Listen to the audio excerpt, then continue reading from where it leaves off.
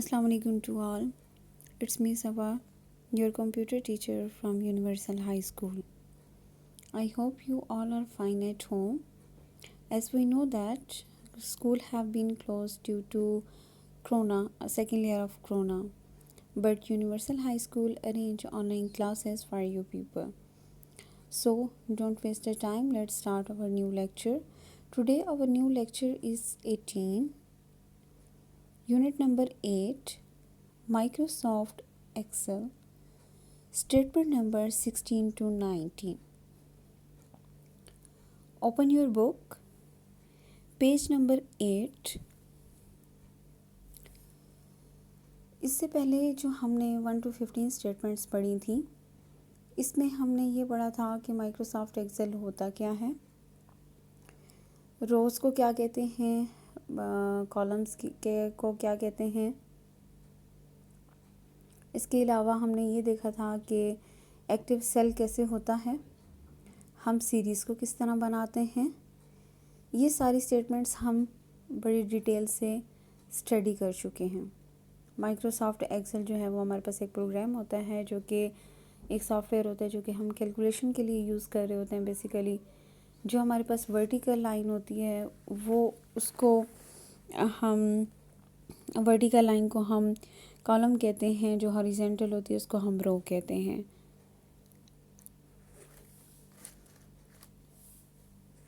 इसके अलावा हमने ये देखा था कि फार्मूला बार क्या होता है, सेल एक्टिव कैसे हमें शो होता है, जिसकी बॉर्डर थिक होती है उस टाइम हमें ये शो हो रहा होता है कि वो सेल एक्टिव है.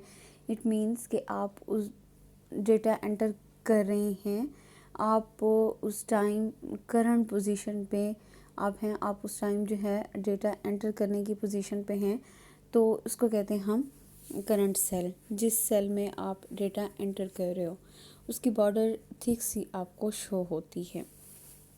ठीक है. उसके अलावा हमने स्टार्ट के बारे में पढ़ा था कि हम इस प्रोग्राम को स्टार्ट कैसे करते हैं. हमने ये देखा कि क्लिक स्टार्ट पे, स्टार्ट के बटन पे हम क्लिक करते हैं. उसके बाद हम ऑल प्रोग्राम्स में जाते हैं और जो भी प्रोग्राम हमने सेलेक्ट करना होता है, लाइक माइक्रोसॉफ्ट एक्सेल को हम करें, माइक्रोसॉफ्ट एक्सेल पे क्लिक करें तो आपके पास ये ओपन हो जाएगा. इसके अलावा हमने ये देखा था कि मल्टीपल्स हम लोग रोज़ कैसे बनाते हैं, मल्टीपल्स कॉलम्स को कैसे बनाते हैं. ये चीज़ हमने काफ़ी डिटेल में स्टडी कर चुके हैं. मैंने आपको वीडियो में दिखा दिया था, बता दिया था. अब हम स्टेटमेंट नंबर 16 पढ़ना चाह रहे हैं. आज के लेक्चर में 16 to 19 स्टेटमेंट्स हैं. एक है हमारे 16 स्टेटमेंट को देखें. Excel and save your time by completing a text, a number series for you. Excel save your time. Excel जो है वो सेव करता है आपका टाइम. वो कैसे सेव करता है, मैंने आपको बताया था प्रीवियस लेक्चर में कि हम लोग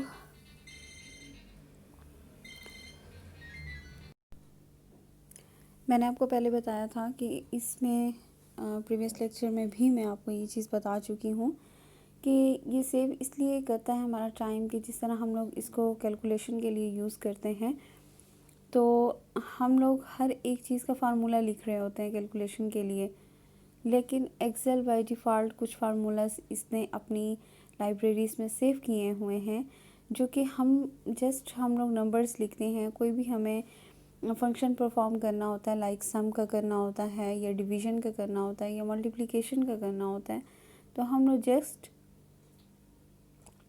फार्मूला बार में जाके हम उसका फार्मूला सेलेक्ट कर लेते हैं. अगर हमने सम का करना है तो फार्मूला सेलेक्ट करके और हम लोग हमारे पास जो है वो खुद ब खुद जो है कैलकुलेट होकर सारी कैलकुलेशन सामने आ जाती है.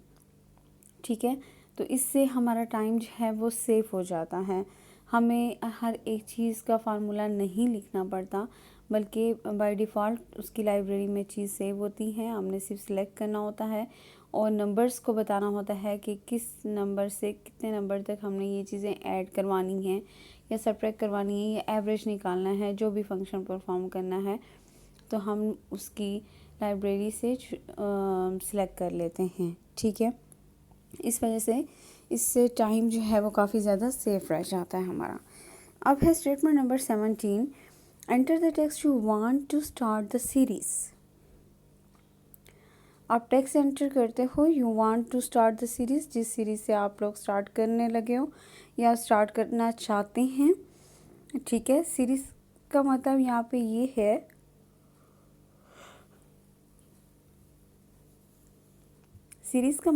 ये है कि आप किस रो से या किस कॉलम से आप स्टार्ट लेना चाह रहे हो या किस सेल से आप स्टार्ट लेना चाह रहे हो।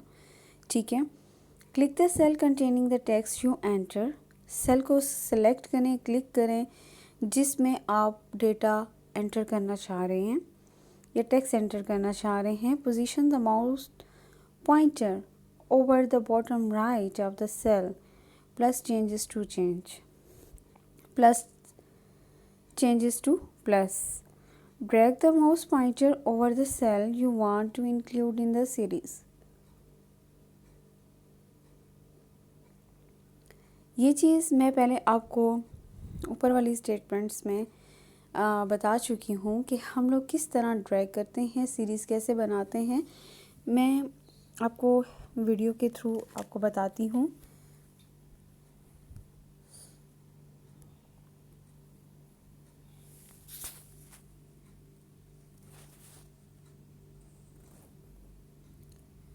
ये देखें आप कि हमारे पास जिस तरह यहाँ क्लास 7 का था, तो मैंने ये सिलेक्ट किया और इसको सिलेक्ट करके यूँ कर दिया।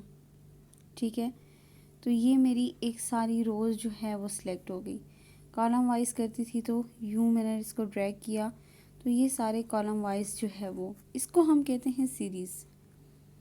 ठीक है, ये हमारी सारी सीरीज़ होती है। लाइक ये जो रोज़ 6 to 26 आई हुई है, ये सारी हमने जो सिलेक्ट की हुई है, ये होती है सीरीज़। ठीक है, क्लियर। इसके अलावा drag the mouse pointer over the cell you want to include the series, जिस सीरीज़ में आपने एंटर करना होता है। ठीक है, स्टेटमेंट नंबर 18, यू कैन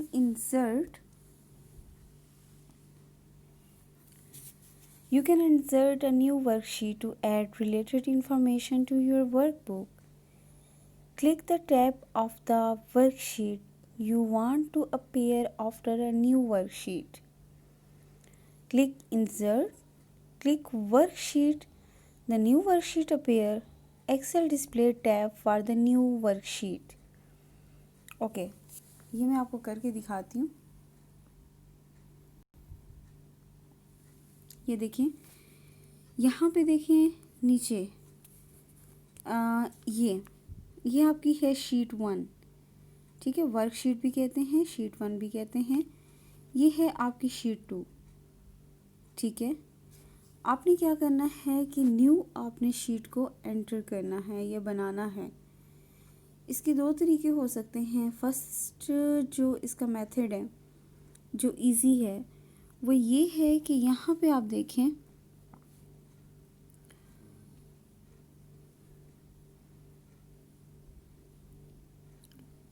ये आपके पास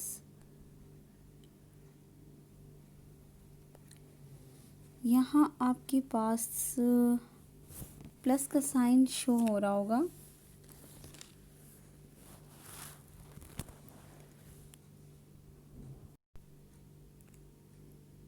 ये देखें, ये हमारे पास शीट 1 लिखा हुआ है, ये शीट 2 है। यहाँ पे साइड पे आपके पास प्लस का साइन है। ठीक है, आप जब इस पे क्लिक करेंगी, आपके पास थर्ड शीट आ गई है। मीन्स ये आपकी वर्कशीट 1 है, ये वर्कशीट 2 है, ये वर्कशीट 3 है। ठीक है, अब जितनी भी मज़ीद इसमें ऐड करना चाहते हैं आप इसमें कर सकते हैं, जितने भी शीट्स बनाना चाहते हैं। मैं एक और बनाना चाहती हूँ। इसी तरह प्लस पे क्लिक किया और शीट 4 आ गई है। ठीक है, ये इजी वे है कि आप इसको जो है किस तरीके से हम लोग ज़्यादा शीट्स एंटर करते हैं या शीट को क्रिएट करते हैं, ये होता है हमारा वर्कशीट को वर्कशीट इंक्लूड करना, मज़ीद इसमें ऐड करते जाना। ठीक है, enter the text you want to start the series. आप एंटर करते हो टेक्स्ट को। इसके अलावा आप देखें, click the tab of the worksheet you want to appear after the new worksheet. ठीक है, अब आ जाएं आप। स्टेटमेंट नंबर 18 की समझ आ गई है कि हम लोग न्यू वर्कशीट को अपीयर कैसे करते हैं।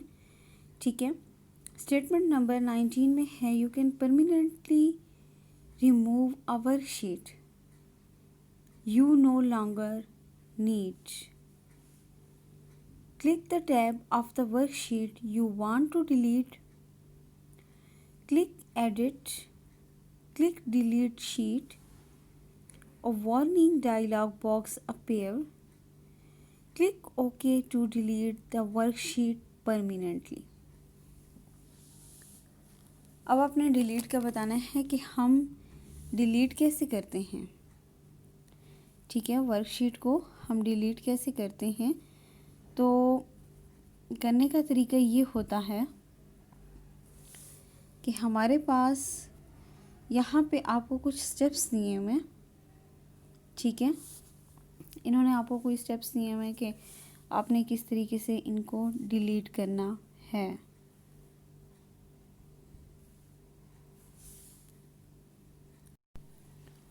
अच्छा जी, ये मैं आपको वीडियो के थ्रू आपको बताती हूँ।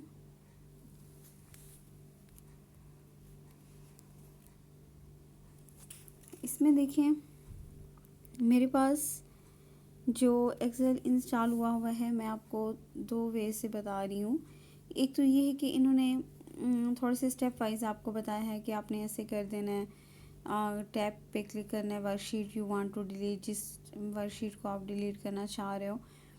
इसके अलावा आपने ये कि click edit, click delete sheet, warning dialog box appear, click okay to delete a worksheet permanently.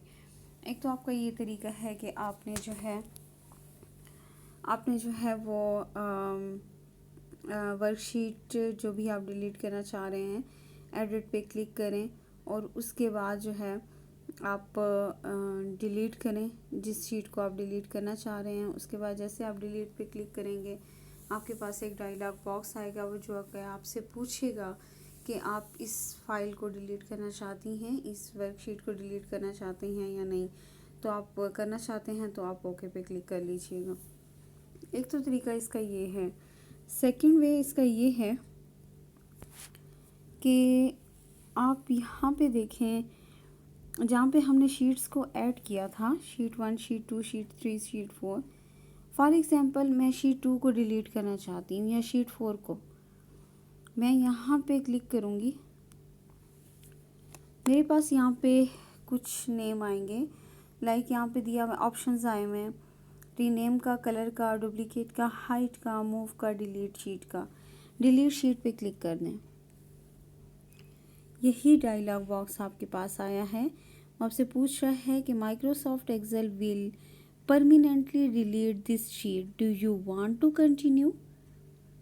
कि वो डिलीट करना चाह रहा है, माइक्रोसॉफ्ट एक्सेल परमानेंटली डिलीट करना चाह रहा है, क्या आप इसको डिलीट करना चाहते हैं या नहीं।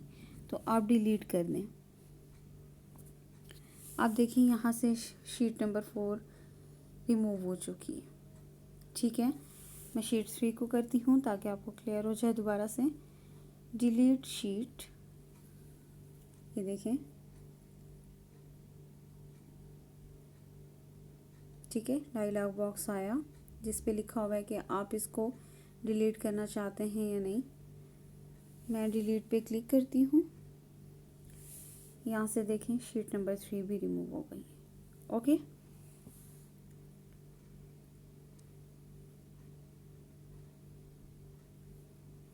ठीक है, ये तो था हमारे डिलीट करने का मेथड।